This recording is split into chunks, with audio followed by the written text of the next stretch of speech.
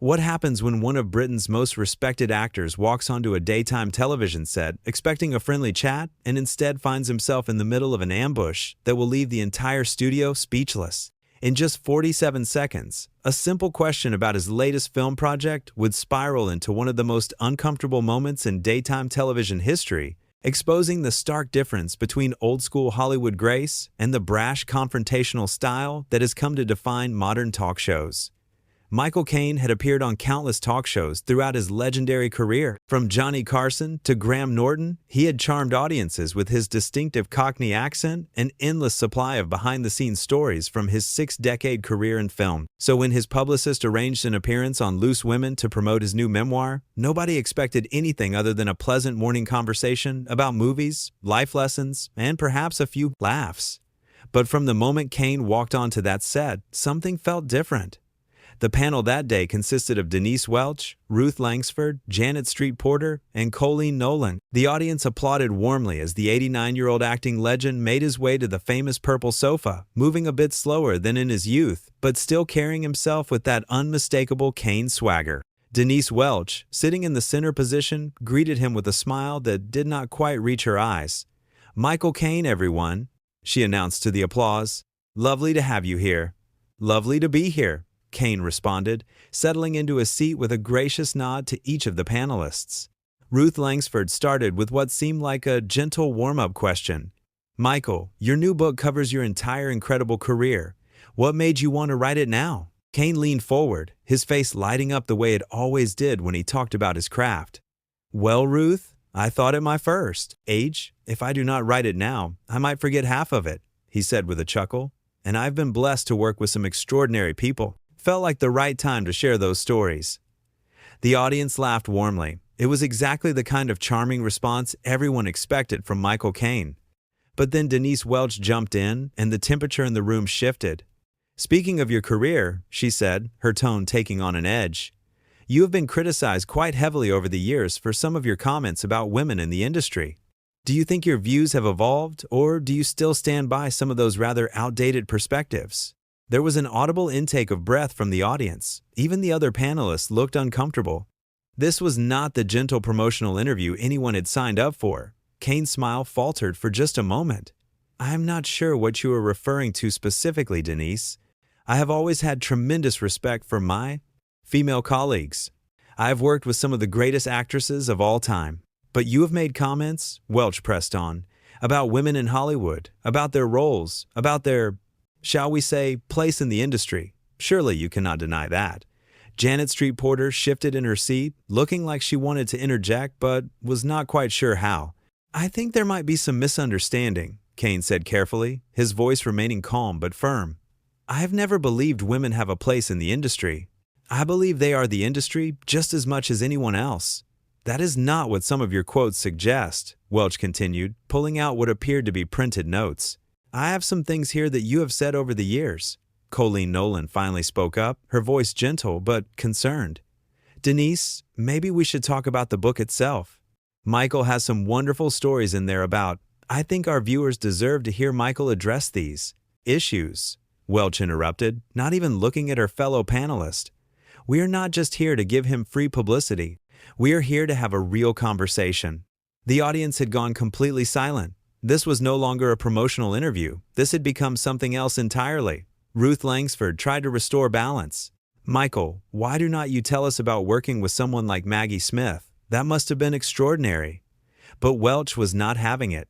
"Ruth, I am not finished.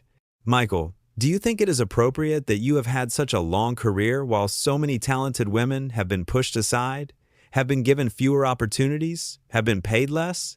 Caine's jaw tightened. For the first time, you could see the frustration building behind those famous blue eyes.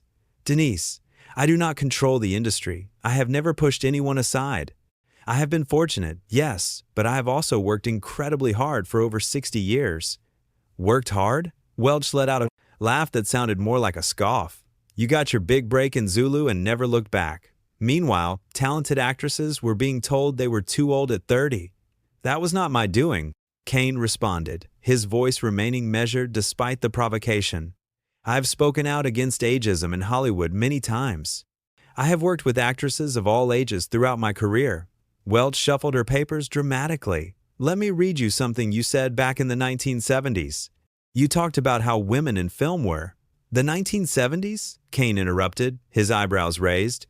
You are going back 50 years to find something to be upset about? These things matter, Welch insisted. They show a pattern. Ruth Langsford looked genuinely distressed now. Denise, I really think we should move on to something more positive. Michael, your book talks about your friendship with Sean Connery. That must bring back wonderful memories. It does, Caine said, grateful for the lifeline. Sean was not just a colleague, he was a dear friend. We had some incredible times together. But Welch cut in again before he could continue. Sean Connery, another man who made problematic statements about women. Interesting that you choose to celebrate that friendship. Janet Street Porter actually gasped. Denise, what on earth are you doing? I am doing my job, Welch replied sharply.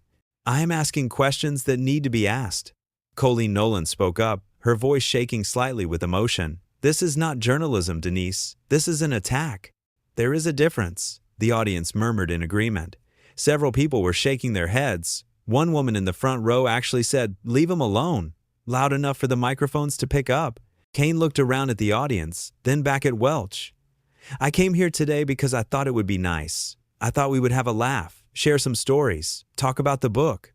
But you clearly had a different agenda from the start. An agenda? Welch leaned forward. Is that what you call holding powerful men accountable?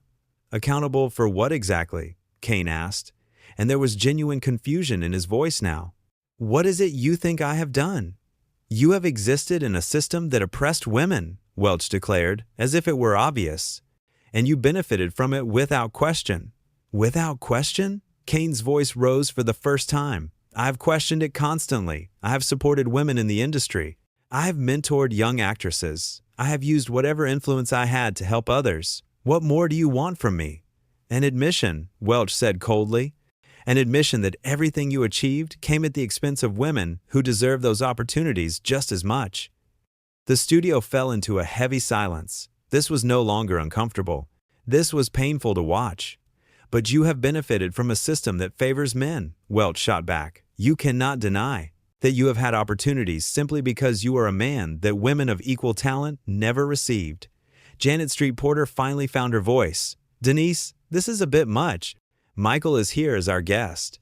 Our guest who should be able to handle some real questions, Welch retorted, her voice rising. Or is that too much for him? Should we just sit here and fawn over him because he is Michael Caine? The audience was now visibly uncomfortable. Several people were whispering to each other. This had crossed a line from tough journalism into something that felt personal and hostile. Caine took a deep breath. I think you are confusing me with the system, he said, his voice steady but clearly strained. I have nothing but respect for everyone I have worked with. I have championed women in film. I have supported younger actresses. I do not know what you want me to say. I want you to acknowledge your privilege, Welch demanded. I want you to admit that you have coasted on being a white British man in an industry that coasted? For the first time, Caine's voice rose. I have coasted? Do you have any idea what it took for a working-class kid from South London to get where I am? Do you know how many doors were slammed in my face? How many times I was told I was not good enough, not posh enough, not the right type? Ruth Langsford put a hand on Caine's arm gently. Michael, you do not have to. No, let him speak, Welch interjected. This is getting interesting now.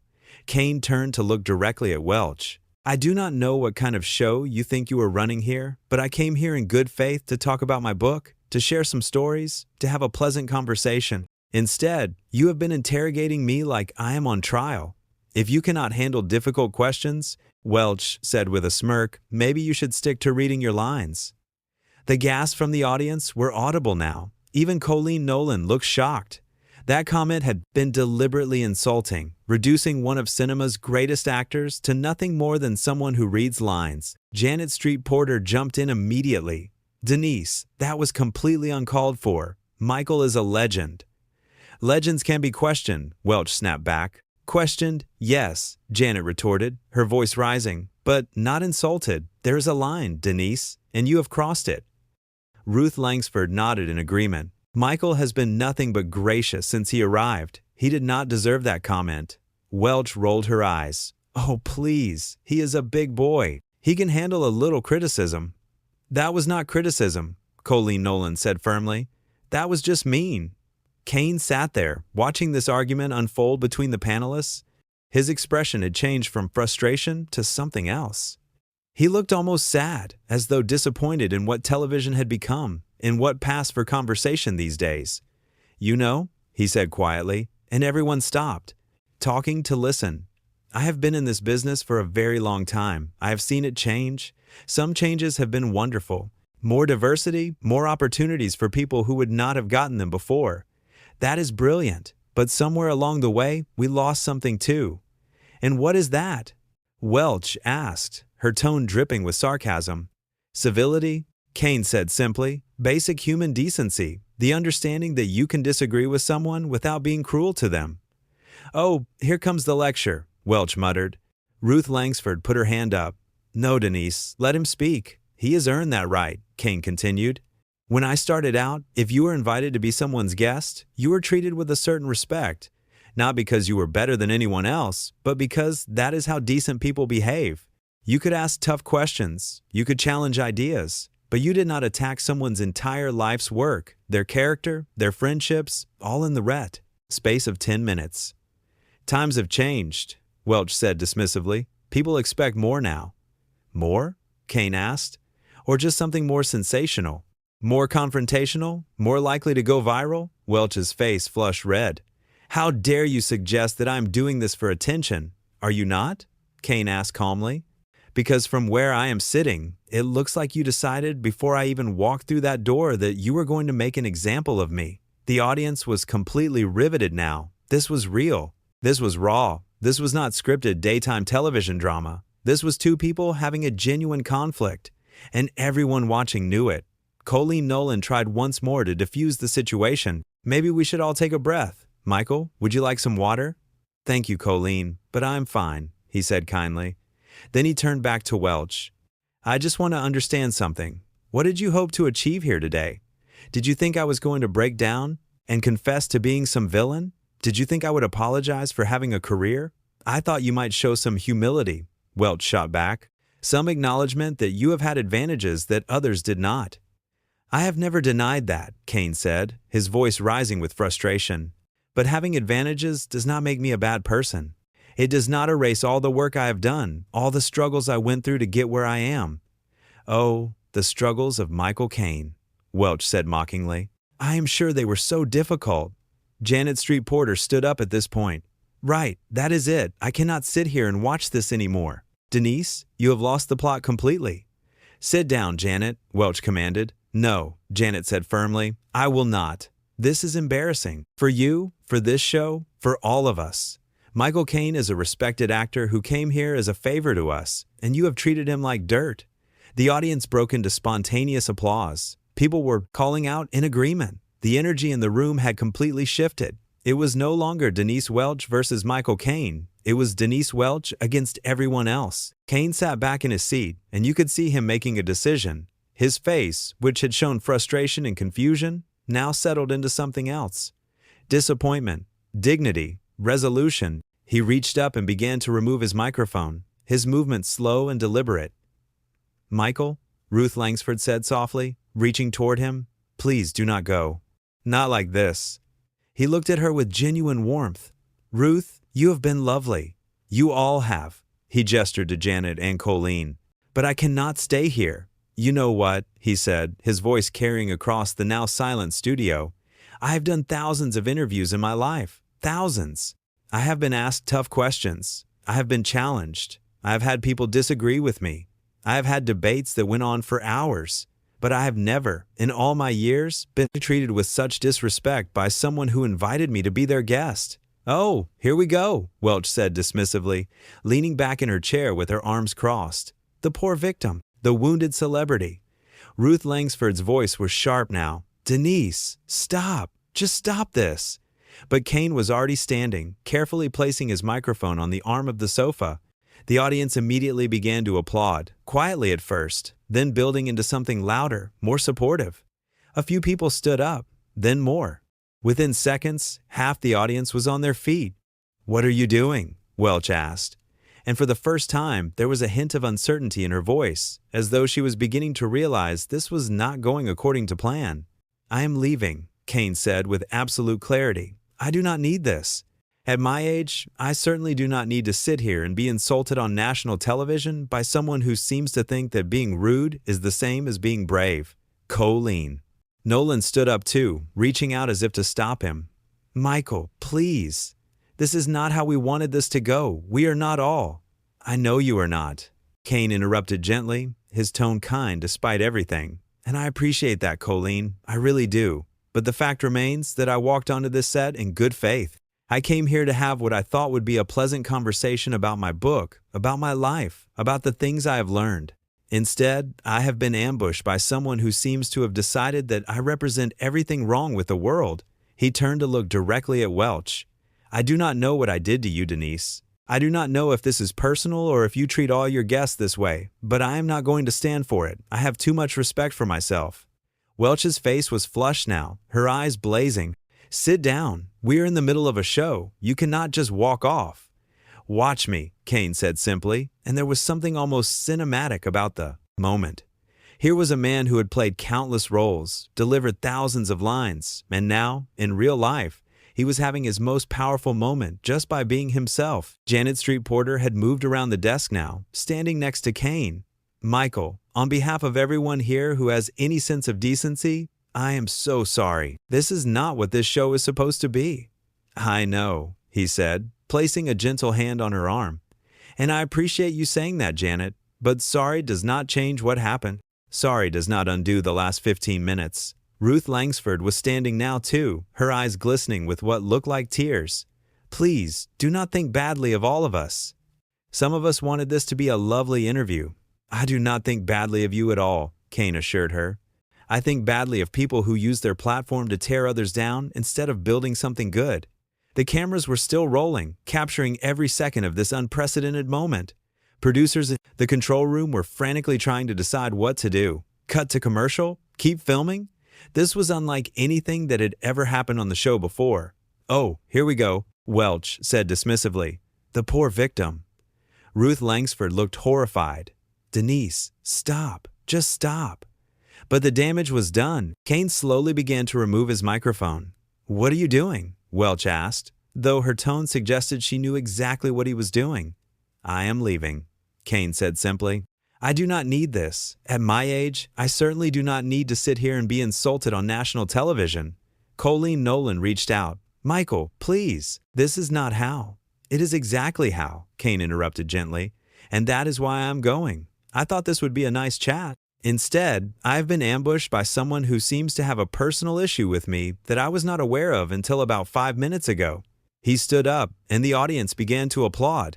Not the polite applause of a talk show audience, but genuine, supportive applause. Several people even stood up. Welch looked furious. "Sit down. We are in the middle of a show." "No," Caine said firmly. "I am done. Ladies," he nodded to Ruth, Janet, and Colleen.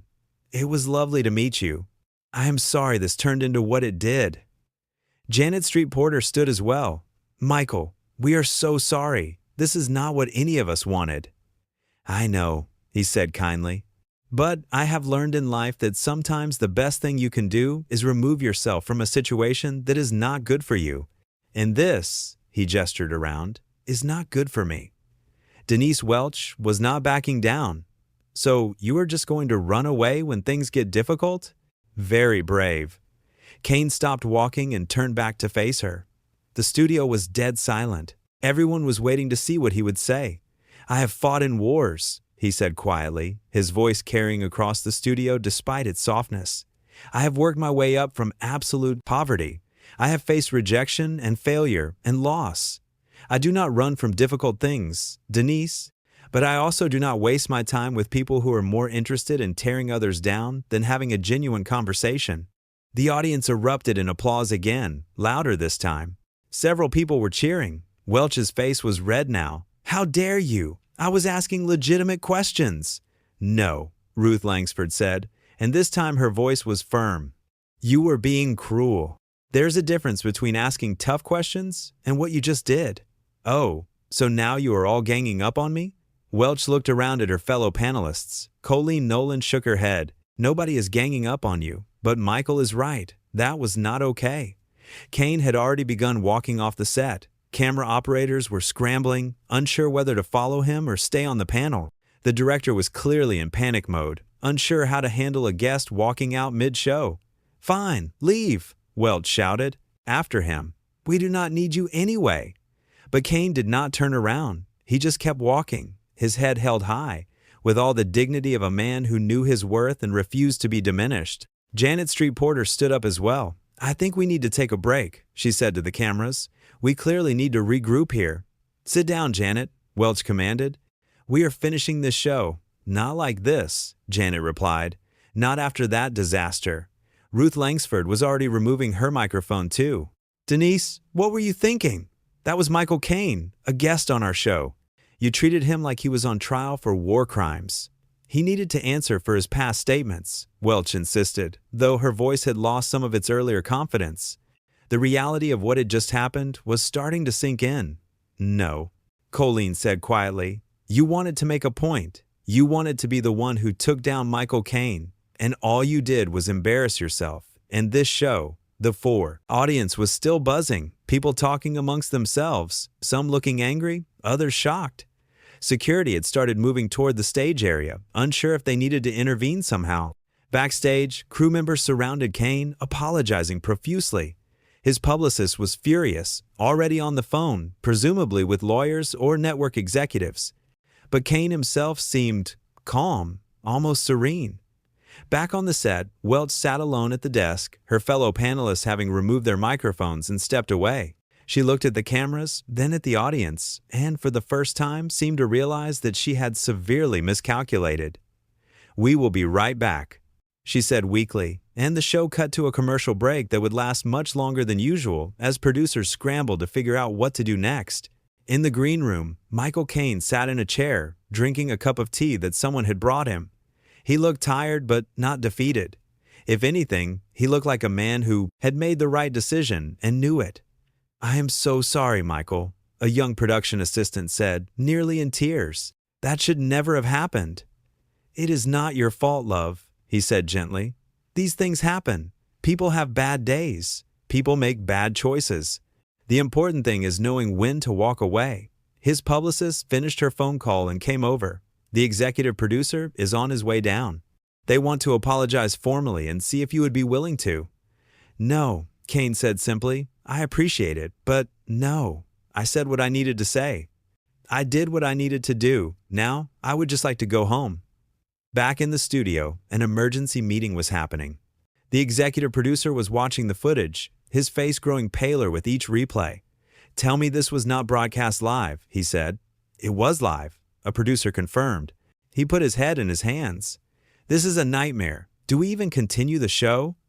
On social media, which the production staff was monitoring in real time, the reaction was swift and unanimous. Viewers were outraged at how Caine had been treated.